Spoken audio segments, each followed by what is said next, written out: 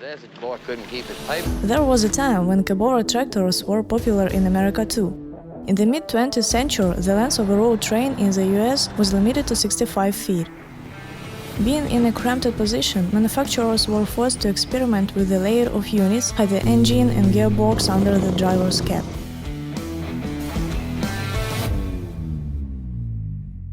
Such layer entailed certain inconveniences. Getting out of a cab wasn't easy after a long day behind the wheel of a big rig.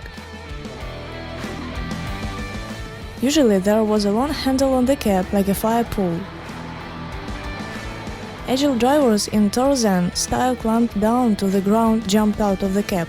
There were stairs, of course. Experienced truckers nostalgically remember Cabover trucks. However, it was too early to bury them. They can still be found on US highways, though not so often. So why did Cabover trucks lose their former popularity? In 1976, the limit on the length of a road train was increased to 75 feet, and in 1982, a new law began to limit only the length of the trailer. The requirements for tractors were abolished altogether. It's said that the production of bonnet trucks was demanded by the Union of American Truckers, arguing the safety of such vehicles. The drivers called the hood 2 meters of life. The manufacturers got almost unlimited room for maneuver. They quickly switched to the production of bonneted trucks.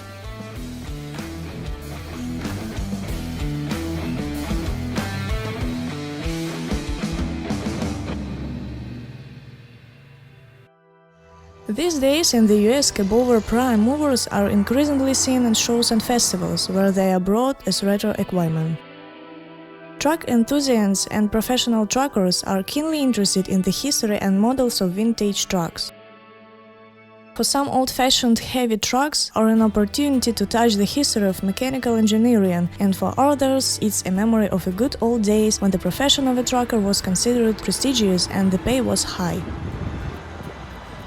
One of the main advantages of Cabover trucks is excellent visibility due to their tall height and less number of blind spots compared to bonneted trucks. Another advantage is maneuverability.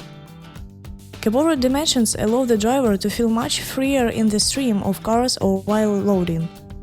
The turning radius of the truck is also smaller. That is why Cabover trucks are so popular in Russia and Europe. But the sleeper location left much to be desired. The entrance was behind the driver's back, between the seats. The truckers had to get on the seat and climb into it every time they needed to get something out. The American Cabovers from the 60s-70s were not very comfortable either.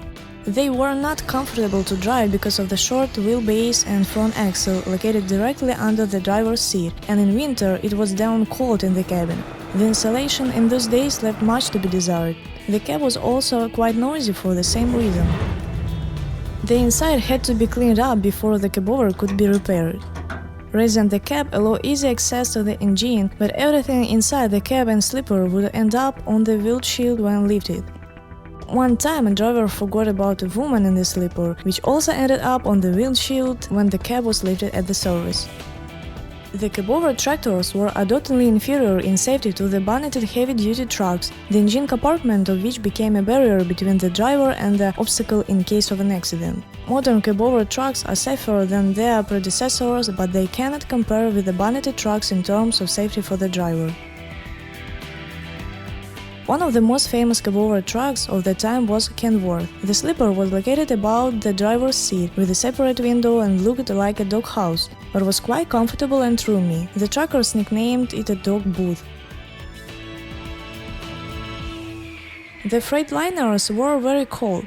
The furnaces couldn't handle the heat, and the driver had to dress warmer. The GMCs had a huge windshield, making you feel like you were on a bus instead of a truck. The most comfortable and luxurious were the Peterbilts.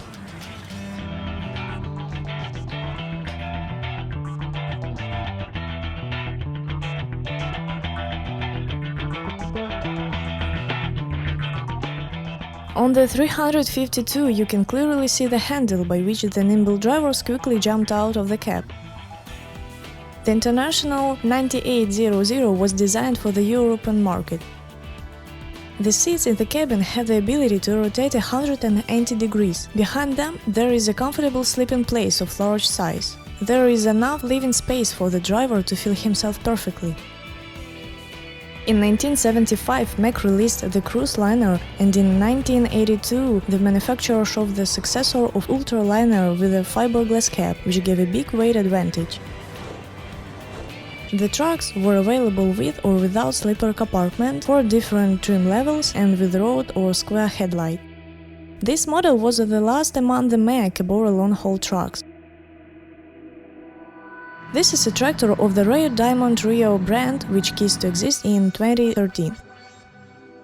There are many ads on the internet for the sale of scale models of this truck. The Freightliner FLA 9664 is a truck which each of us knows from our childhood and youth, which starred in the Terminator 2.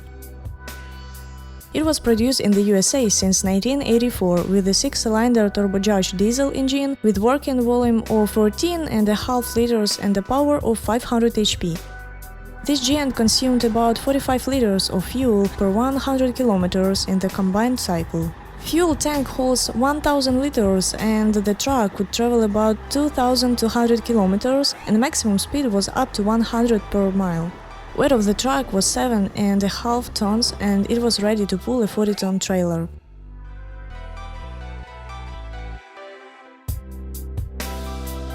Later at the time, when competitors were closing the production of Cabover trucks due to declining demand, Freightliner management actually went against the floor and launched a new modern truck with an engine under the cab. The Freightliner Argosy was a kind of compromise between American and European trucks.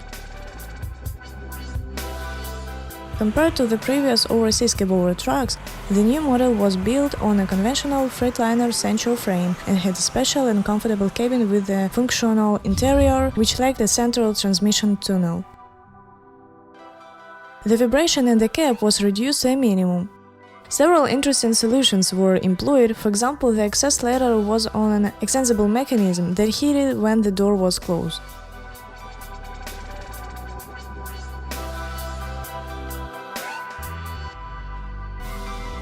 The wheel swiveled by 50 degrees, providing excellent maneuverability even on narrow roads. We can say that the Cabover Freightliner showed an excellent ratio of driving comfort, safety and productivity.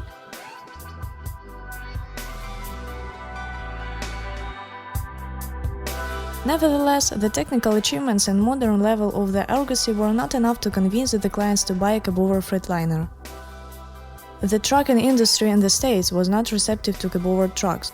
Aggressive marketing did not work, American drivers gravitated to nose-cone trucks and were not going to give up in their preferences.